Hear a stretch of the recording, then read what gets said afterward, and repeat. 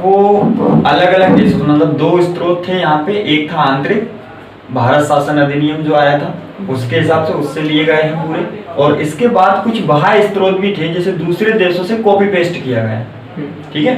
तो वहां से कुछ नियम, मतलब कुछ जो संविधान के अनुच्छेद हैं या आर्टिकल हैं या फिर कुछ विशेषताएं हैं वो वहां से ली गई हैं, वो मैं आपको लिखवा रहा हूँ कौन से देश से क्या लिया गया है, ठीक है। तो सब एक तरफ लिख लो देश और एक तरफ लिख लो प्रावधान, कि कौन सा प्रावधान कौन से देश से लिया गया है।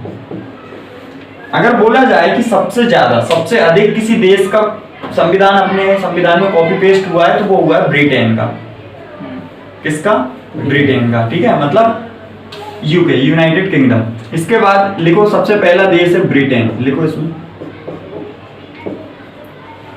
ब्रिटेन में क्या क्या हुआ।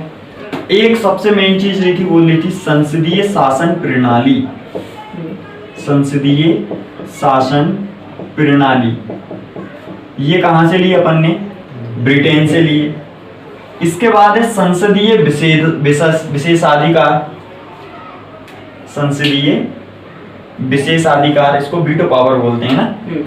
इसके बाद है विधि का शासन।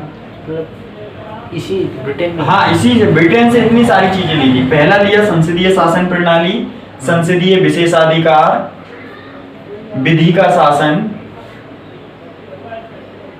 संवैधानिक रूप से राष्ट्रपति की स्थिति। संवैधानिक रूप से एक बार हो संसदीय शासन प्रणाली, संसदीय विशेषाधिकार, ठीक है, विधि का शासन, संवैधानिक रूप से राष्ट्रपति की स्थिति, मतलब राष्ट्रपति का चुनाव कैसे होगा, राष्ट्रपति कौन होगा, तीनों सेनाओं का प्रमुख होगा, भारत का प्रथम नागरिक होगा। ये सारी चीजें कहां से ली है अपन ने? ब्रिटेन से ली है, ठीक है। इसके बाद है विधायी प्रक्रिया, इसी में ब्रिटेन से ही ली है ये भी, विधायी प्रक्रिया।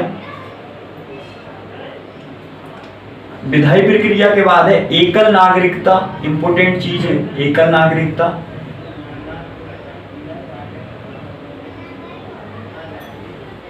वन नेशन वन सिटीजनशिप बोलते हैं इसको, है ना।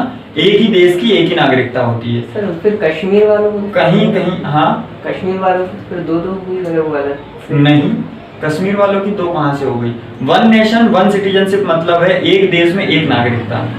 कश्मीर का नागरिक भारत का ही नागरिक है, ठीक है। पहले क्या था, उनको अपन ने विशेष अधिकार देके रखे थे।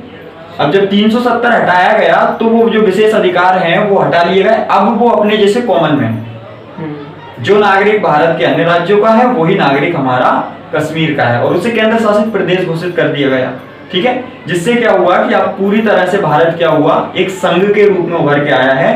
अब भारत में ऐसा कोई भी राज्य नहीं है जिसे कि विशेष कोई सुविधाएं दी गई हो या फिर कोई अलग से विशेष दर्जा दिया गया हो, उसके लिए कोई संविधान में अनुच्छेद नहीं है, ठीक है। और जैसे कि आप बोल रहे हो कि कश्मीर के लिए ये चीजें चलती हैं अमेरिका में। अमेरिका में दोहरी नागरिकता चलती है। अपने यहाँ एकल नागरिकता है, अमेरिका में दोहरी नागरिकता। जैसे अपने यहाँ राज्य है, अपन मध्य प्रदेश में रहते हैं तो एक नागरिकता मध्य प्रदेश की और एक नागरिकता भारत की, ठीक है। वहां ऐसा होता है, ठीक है। जैसे कि वहां पे अगर कोई भी एक मान लो, एक स्टेट मान लो वॉशिंगटन की एक नागरिकता मिलेगी उन्हें सिटीजनशिप, और एक नागरिकता मिलेगी यूएस की, यूनाइटेड स्टेट अमेरिका, ठीक है। तो वहां चलती है दोहरी नागरिकता। अपने यहाँ एकल नागरिकता चलती है, जो कहां से ली गई है? ब्रिटेन से ली गई। अगला लिखो, चुनाव में सर्वाधिक मत के आधार पर, चुनाव में सर्वाधिक मत के आधार पर जीत की प्रक्रिया। चुनाव में सर्वाधिक मत के आधार पर जीत की प्रक्रिया, ये तो समझ में आया होगा। जिसको ज्यादा मत मिलेंगे वो जीतेगा। ये प्रक्रिया कहां से ली है अपन ने? ब्रिटेन से। मंत्रिमंडल प्रणाली,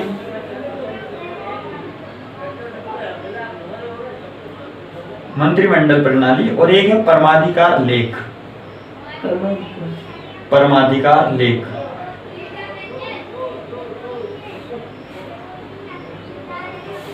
ठीक है, तो ये सारी चीजें अपन ने ब्रिटेन से, तो सबसे ज्यादा भाग अपन ने कहीं से लिया है, तो कहां से लिया है? ब्रिटेन से लिया है। ठीक है, इसके बाद है संयुक्त राज्य अमेरिका, यूएसए।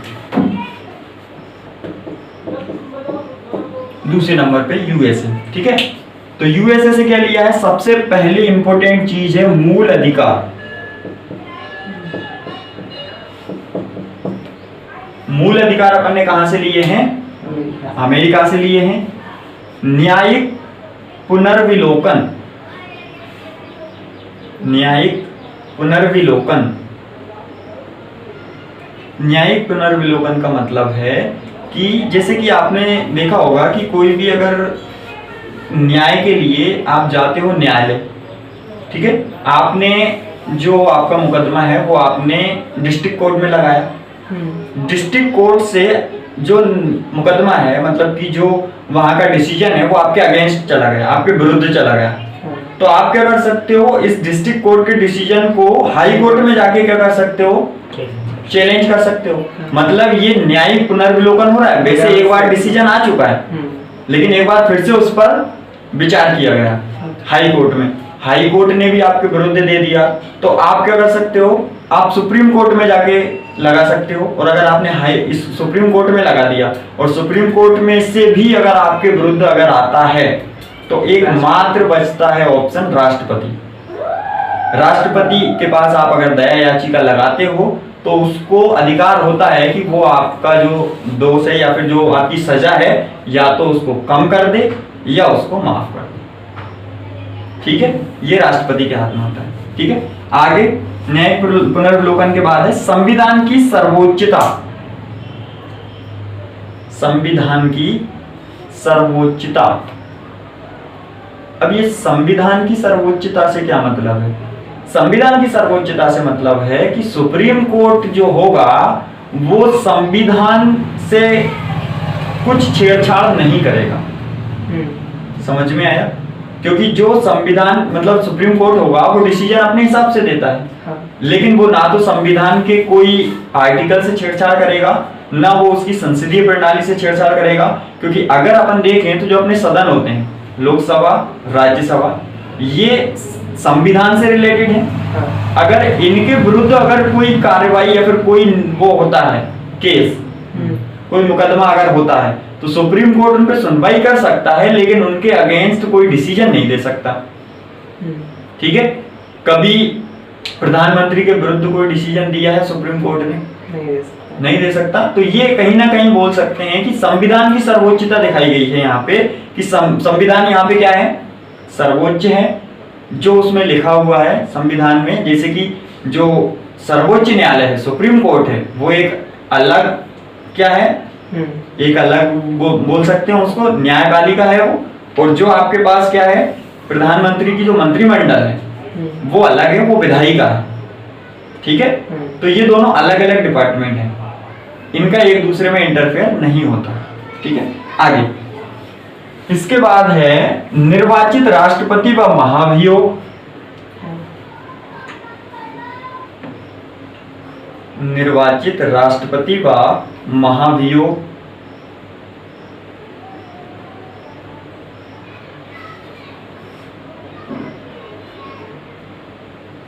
और एक चीज और कॉमन लगा के उपराष्ट्रपति का पद।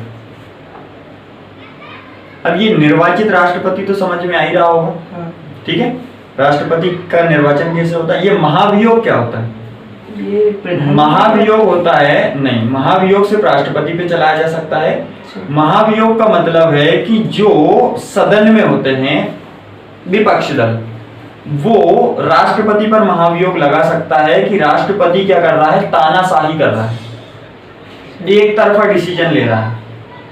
ठीक है, तो वो महाभियोग चलाया जाता है, जिस उसी प्रक्रिया के द्वारा राष्ट्रपति को पद से निष्कासित भी किया जा सकता है, महाभियोग के द्वारा। वैसे राष्ट्रपति क्या होता है? सर्वोच्च होता है, लेकिन क्या महाभियोग जो प्रक्रिया होती है उसके द्वारा राष्ट्रपति को भी उसके पद से हटाया जा सकता है।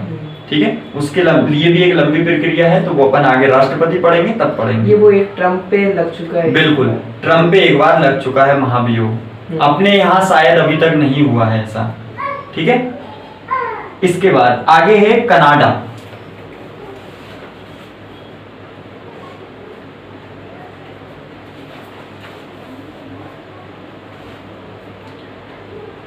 कनाडा में है, कनाडा से लिया है अपन ने, एक सरकार केंद्र के साथ, एक सरकार, सॉरी एक मिनट, ऐसा लिखो इसको, इतना लंबा लिखोगे दिक्कत है। अर्ध संघ सरकार का स्वरूप, इतना लिख लो, अर्ध संघ सरकार का स्वरूप, अर्ध संघ सरकार का स्वरूप।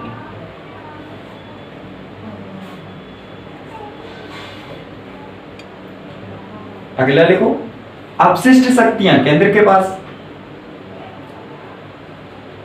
अपशिष्ट शक्तियां केंद्र के पास, मतलब जो भी डिपार्टमेंट बचते हैं वो सिर्फ किसके पास होते हैं? केंद्र के पास होते हैं। इसके बाद शक्ति विभाजन। अब ये शक्ति विभाजन से क्या तात्पर्य है? राज्य और केंद्रों के बीच में जो कौन सी शक्ति किसके पास होगी, ठीक है। तो बीच में आप चाहो तो ब्रैकेट बना के लिख सकते हो, राज्य एवं केंद्र। शक्ति विभाजन किनके बीच में हुआ था? राज्य एवं केंद्र के बीच में। इसके बाद है राज्यपाल की नियुक्ति।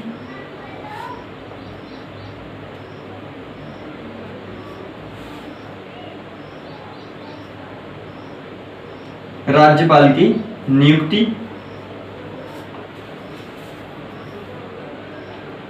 राज्यपाल का मतलब कौन, उसका जो चुनाव तो होता नहीं है, ठीक है, उसको तो सिर्फ क्या किया जाता है? मनोनीत किया जाता है, तो वैसे ही उसकी नियुक्ति होती है। इसके बाद है उच्चतम न्यायालय का परामर्शी न्याय निर्णयन। उच्चतम न्यायालय का परामर्शी न्याय निर्णयन, ये क्या चीज है? परामर्शी न्याय निर्णयन का मतलब है कि जो सुप्रीम कोर्ट का जज होता है, सर्वोच्च न्यायालय की बात हो रही है ना, उच्चतम न्यायालय, हाँ सर्वोच्च न्यायालय है सुप्रीम कोर्ट, तो सुप्रीम कोर्ट का जो सुप्रीम जज होता है, चीफ जस्टिस बोलते हैं जिसको, वो भी डिसीजन अपने हिसाब से नहीं देता है, वो भी उसकी क्या बनाता है? एक बेंच बनाता है। जैसे अभी जो आपने मुद्दा देखा होगा, राम मंदिर मुद्दा, उस मुद्दे पर 5 लोगों की बेंच बनी, ठीक है, उसमें सब अलग अलग लोगों को लिया गया, एक दूसरा जज, उससे क्या होता है कि सब लोग अपना अपना परामर्श देते हैं, उसके हिसाब से वो पूरी बेंच क्या करती है? डिसीजन लेती है, निर्णय लेती है। तो ये कहां से लिया है अपन ने? कनाडा से लिया। इसके बाद है आयरलैंड।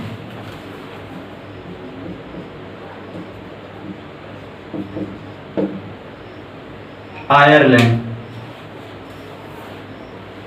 आयरलैंड से क्या क्या लिया है? तो लिखो, राज्य के नीति निदेशक सिद्धांत, राज्य के नीति निदेशक सिद्धांत,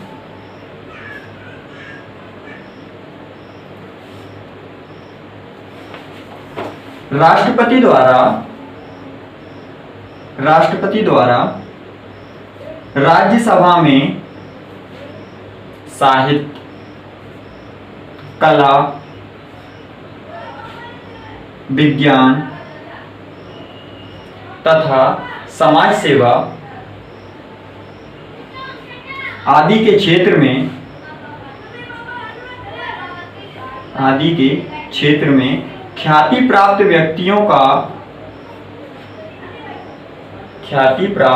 व्यक्तियों का मनोनयन,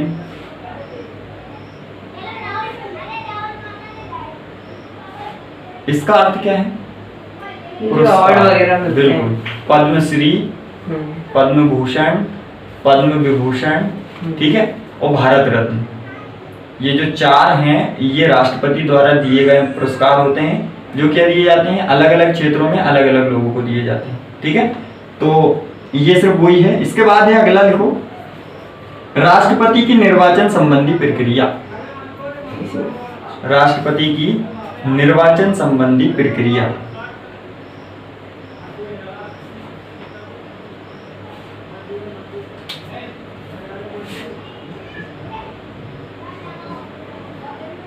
इसके बाद लिख लो दक्षिण अफ्रीका। यहां से भी दिया गया है अपने संविधान में कुछ। दक्षिण अफ्रीका,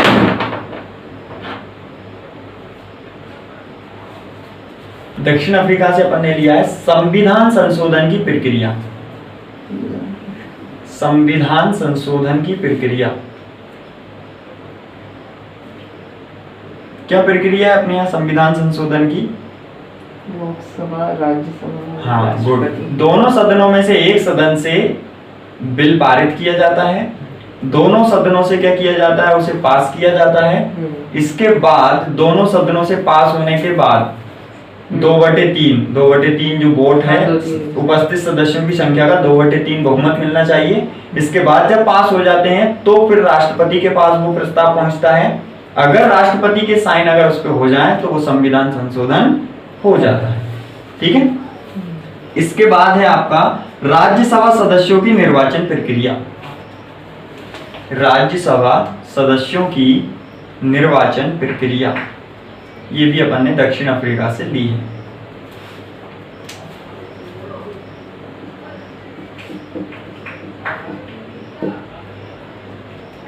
अगला देश लिखो फ्रांस।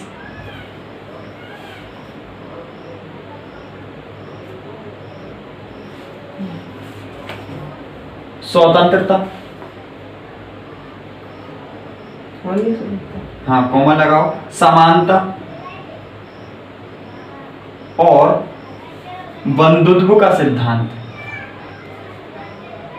स्वतंत्रता का अधिकार, समानता का अधिकार जो पढ़ा है आपने वही, ठीक है। स्वतंत्रता, समानता और बंधुत्व का सिद्धांत और एक गणतंत्रात्मक व्यवस्था। गणतंत्रात्मक व्यवस्था, गणतंत्रात्मक व्यवस्था। ऑस्ट्रेलिया लिख लो। ऑस्ट्रेलिया से क्या लिया गया है?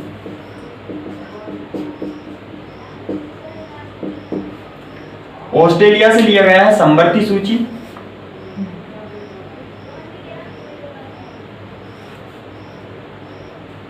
और संसद के दोनों सदनों की संयुक्त बैठक। दोनों सदनों की संयुक्त बैठक ऐसा लिख लो। बुला सकता है राष्ट्रपति आपातकाल के दौरान दोनों सदनों की संयुक्त बैठक बुला सकता है। ठीक है। लोकसभा और राज्यसभा एक साथ बुलाया जा सकता है। बाकी नॉर्मली ऐसे नहीं होता है। नॉर्मली ऐसा नहीं होता है, अलग अलग ही लगते हैं, राज्यसभा अलग और लोकसभा अलग। ठीक है। इसके बाद है जर्मनी।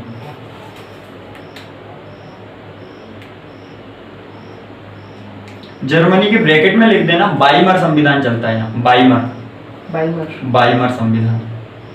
जर्मनी का संविधान जो है वो बाइमर संविधान है। ठीक है।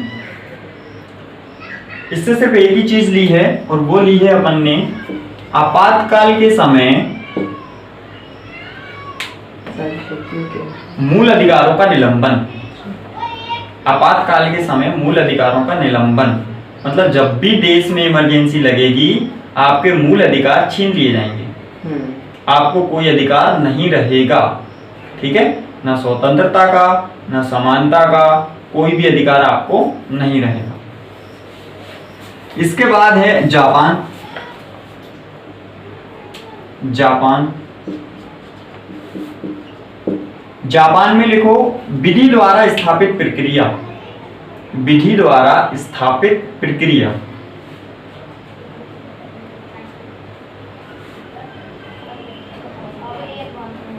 ये तो आपको विधि द्वारा स्थापित प्रक्रिया मतलब सब किससे चलता है, विधायिका जो डिसाइड करती है उसी से चलता है। इसके बाद लिखो पूर्व सोवियत संघ। पूर्व सोवियत संघ।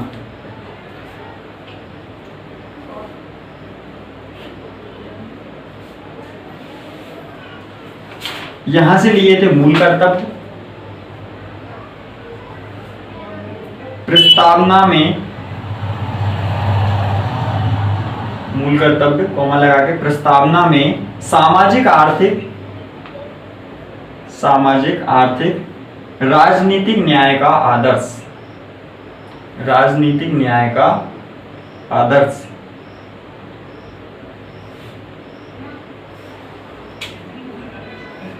चलो कितने देश हो गए?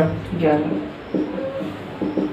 तो अगर पूछा जाए कि कुल कितने देशों से भारत के संविधान में प्रावधान किए गए, कुल 11 देशों से। 11 बैठक है, 11। ठीक है, 11 बैठक है और 11 देश हैं। ब्रिटेन से सबसे ज्यादा और सोवियत संघ से सबसे कम। यहां से क्या लिया सिर्फ अपन ने, एक तो मूल कर्तव्य लिए हैं और क्या लिया है, प्रस्तावना में सामाजिक, आर्थिक और राजनीतिक न्याय का आदर्श, मतलब कि तीनों में न्याय मिलेगा। ठीक है, इसके बाद है एक नोट लगा के लिख लो, एक चीज जो है वो 2 देशों से ली थी, नोट लगा के लिखो। भारतीय संविधान में राज्यों का संघ, अंडर ब्रैकेट लिखना है इसे, राज्यों का संघ, भारतीय संविधान में राज्यों का संघ की संकल्पना को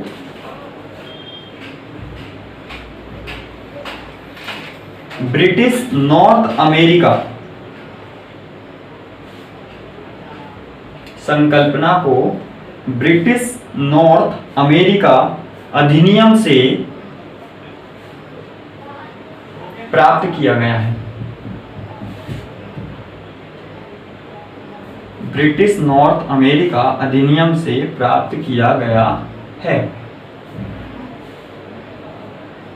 अच्छा, अब एक बात बताइए, ब्रिटिश नॉर्थ अमेरिका का मतलब क्या है? ब्रिटिश तो मतलब ब्रिटिश का भी अमेरिका पे शासन, ब्रिटिश का शासन भी अमेरिका पे था, तो उन्होंने जैसे अपने यहाँ अधिनियम लेके आए थे वैसे ही उन्होंने अमेरिका के लिए भी अधिनियम बनाए थे। उन्हीं में से एक अधिनियम था ब्रिटिश नॉर्थ अमेरिका अधिनियम।